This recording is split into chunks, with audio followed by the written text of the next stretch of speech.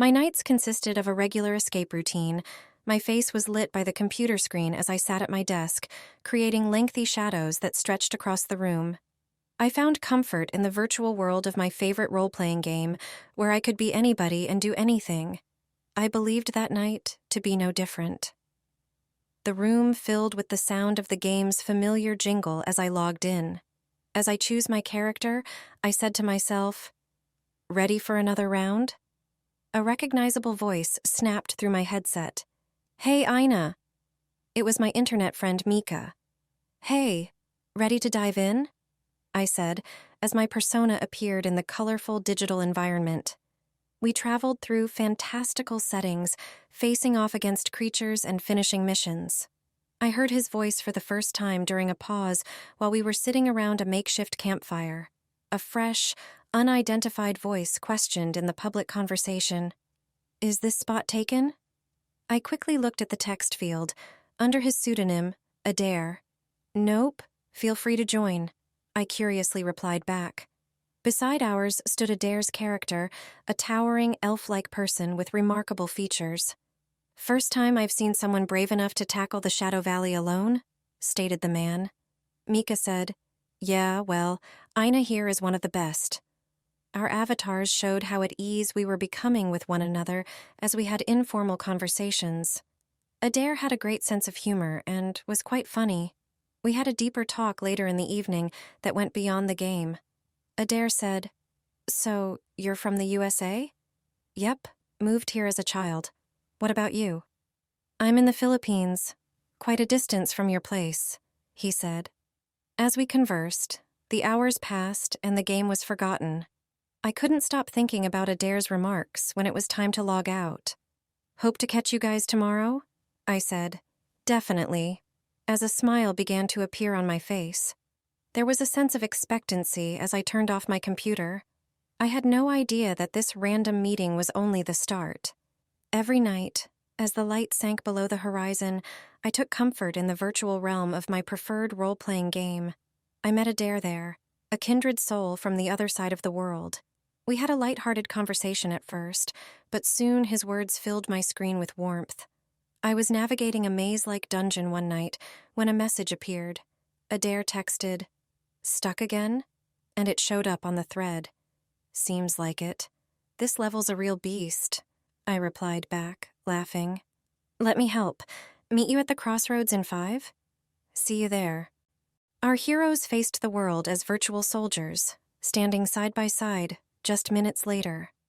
Our friendship deepened with each mission and eventually led to late-night talks about everything and nothing.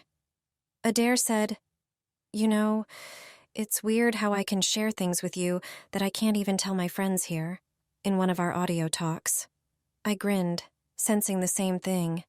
"Yeah, it's easier somehow, when you're miles away, but still right here." He paused, and I heard him draw in a long breath. "Do you ever wonder what it'd be like if we met in real life?" The question lingered, full of possibilities. Anxiety and exhilaration mixed together to make my heart beat. "I do, sometimes," I said, "but it's a big world. You're in the Philippines, and I'm here in the States." "We're just a quick flight away," he murmured. I let out a sigh, a jumble of feelings circling inside of me. Maybe one day, Adair. I couldn't help but worry about the individual behind the avatar as we kept playing. His sighs, his laughing, his typing had all grown accustomed and soothing. His remarks stayed with me every night when I logged out, bridging the gap between our worlds. "Good night, Adair," I said into the microphone. He said, "Sweet dreams," his voice a soft echo that vanished into the darkness. I was struck by how much I had looked forward to these evenings as I closed my laptop.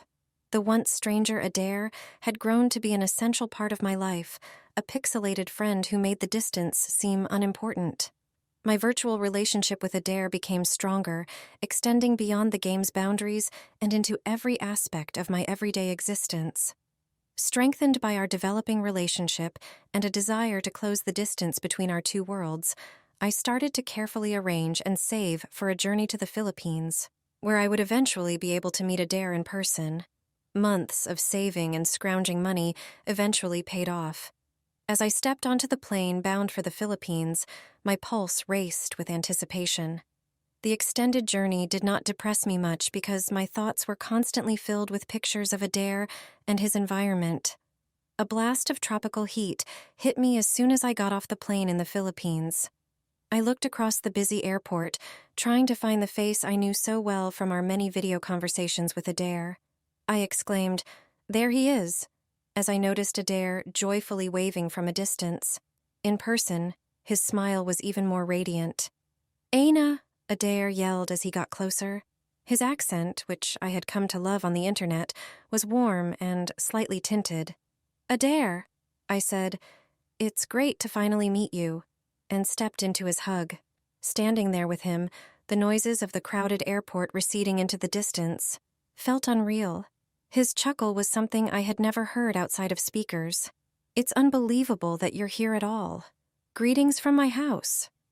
Adair's animated comments about the area's sights and the verdant surroundings during the journey from the airport were a blur. His enthusiasm was contagious, and I couldn't help but smile. Adair replied, "We're almost there," as we came to a busy thoroughfare. "I'm hoping you're prepared for the Kadayawan celebration. You must go through it at least once in your lifetime." "I can't wait," I laughed. "Adair, that all sounds so wonderful." The event was filled with the aroma of freshly cooked food and lively music as soon as we got there. People in vibrant costumes danced, and Adair took my hand and ushered me into the throng. He gestured for me to go to a food stand and said, "Come on, you have to try this. That's the festival's best feature."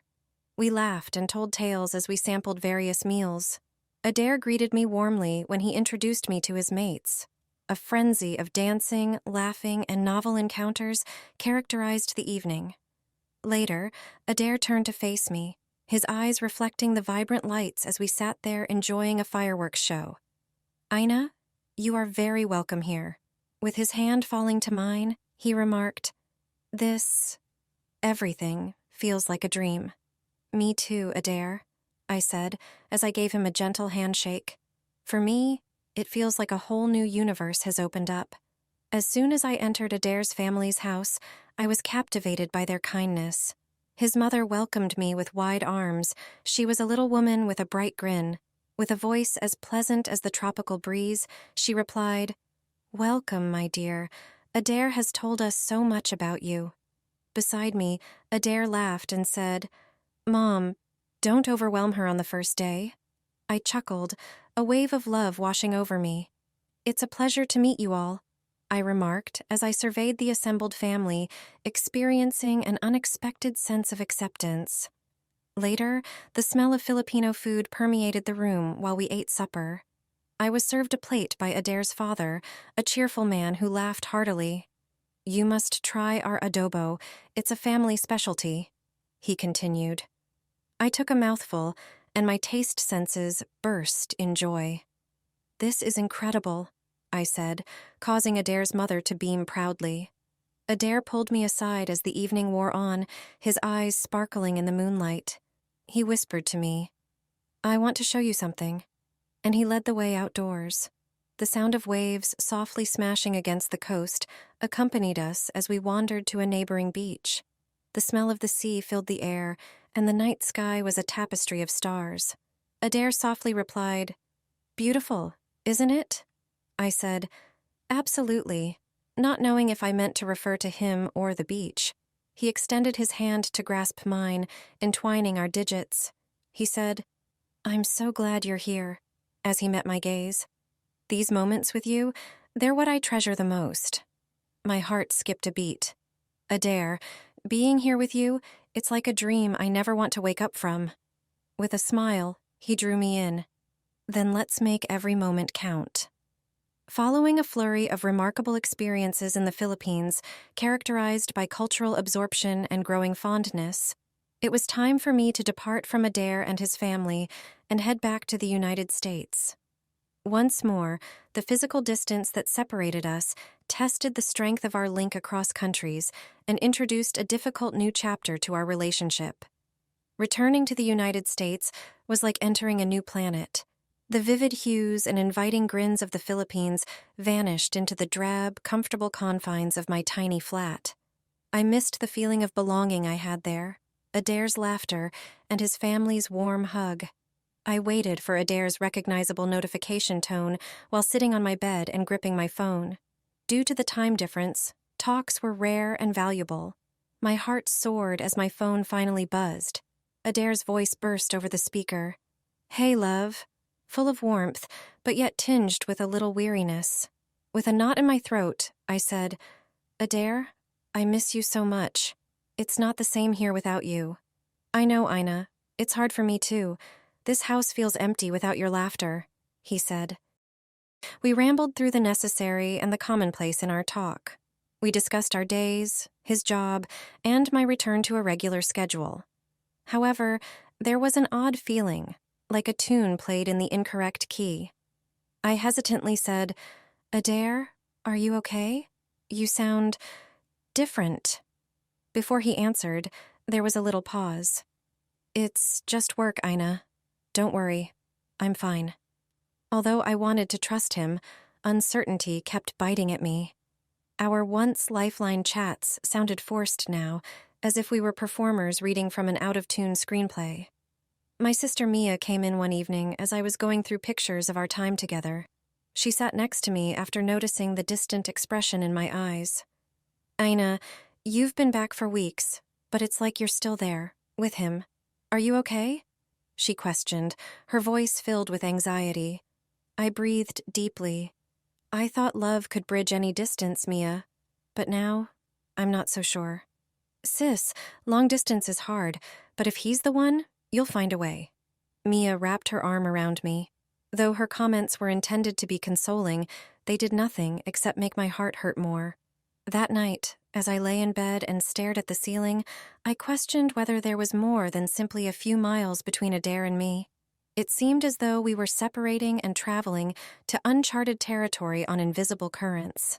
The initial excitement of being back in the States soon subsided as I realized how difficult it would be to continue a long-distance relationship with Adair, one that was typified by irregular contact and increasing doubts. I was browsing our online space one evening when I saw a private message from Adair. A beat skipped in my heart. The message was vague and informal. "Hey, Ina, how's your day?" I answered, attempting to seem upbeat. "It's been okay, just busy with work. How about you?" "Same here. Work's been crazy." Although his answer was brief, it lacked the warmth he usually had. A pause occurred. I tried to fill the void with additional words, but they wouldn't come. Then everything changed with the appearance of a fresh message. In sharp contrast to his normal fun taunting, his tone was accusatory when he said, "Ina, I saw you flirting with Jake in the game. What's that about?" I had a start of shock. "Adair, it's just in-game banter. Jake's married and you know that. We're just friends." Adair, though, wasn't persuaded. "It didn't look like just friends to me. I don't like seeing you like that with other guys." I sighed as my aggravation grew. "Adair, you know me. I would never. Why are you even bringing this up? Is everything okay?" He was silent for a while before answering. "I guess I'm just tired, maybe overreacting a bit. Sorry." The sudden finish of the chat left me with a bad taste in my mouth. Adair wasn't usually this insecure or envious. I couldn't quite put my finger on what was wrong. Feeling the weight of unspoken words and mounting doubt, I gazed at the screen. As miscommunication and misunderstandings became more frequent, the tensions between Adair and I increased, creating a delicate and difficult relationship. With my room being poorly lit, I sat there, flipping through my phone while the illumination created shadows. I noticed a post from Adair's mother through a notification that appeared. A family photo. As soon as I saw him, my heart raced. But then it stopped. There she was, his ex-girlfriend wrapped in his hug, too near for comfort.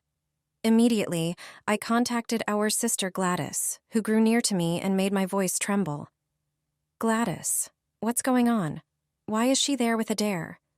A moment passed, tinged with uncertainty. "Ina, I'm so sorry. I didn't want to tell you like this.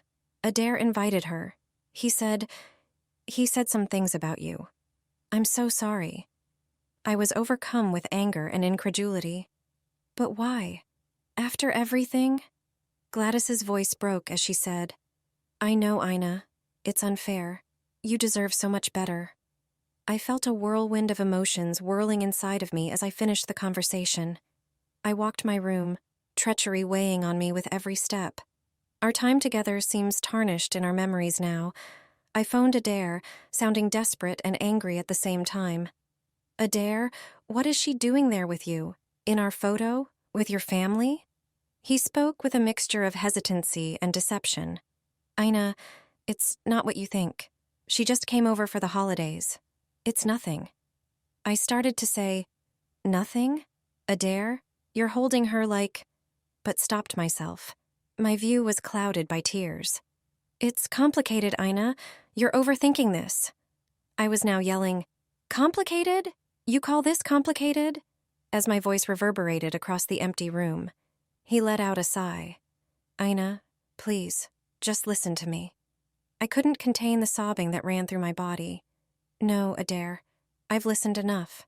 I trusted you, and you just... On the other end, there was stillness, a horrible, deafening silence. Goodbye, Adair, I said, shaking my hand as I hung up. My heart fell to the ground, broken into a million pieces. The image of him and his former partner grinning at one another tormented me, serving as a harsh reminder of the delusion I had been living in.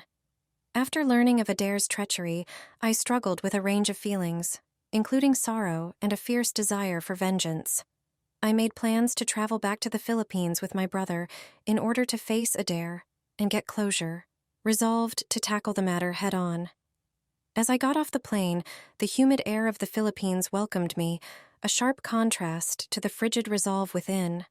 My brother was a quiet guardian by my side, and he knew without saying how much it hurt. It was a calm first night, full of unfulfilled plans and sorrowful emotions. The following night, I knew Adair would be at the beach club, so we made our way there. The lively nightlife served as an abrupt contrast to my internal agony. I texted Adair's sister Gladys, who had grown to be a confidant. Almost instantly, my phone rang. I'm here.